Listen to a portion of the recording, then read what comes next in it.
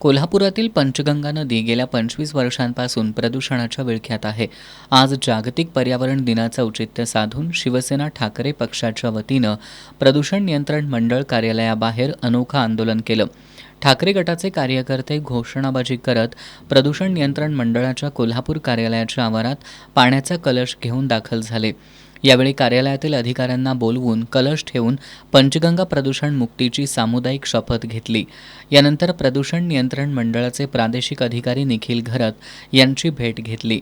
शिष्टमंडळाच्या वतीनं पंचगंगा नदी प्रदूषण प्रश्नी महाराष्ट्र शासनानं श्वेतपत्रिका काढावी, पंचगंगा प्रदूषणाला जबाबदार असणाऱ्या कोल्हापूर आणि इचलकरंजी महापालिका आयुक्त तसंच जिल्हा परिषदेच्या मुख्य कार्यकारी अधिकाऱ्यांवर फौजदारी गुन्हा दाखल करण्यात यावा, कोल्हापुरात सांडपाणी प्रक्रिया केंद्र मंजूर करून तात्काळ कार्यान्वित करावं, कोल्हापूर शहरातील 8 नद्यांच्या प्रदूषित पाण्याचे नमुने घेऊन दोषींवर कायद्याअंतर्गत कारवाई करावी आदी मागण्यांचं निवेदन देण्यात आलं.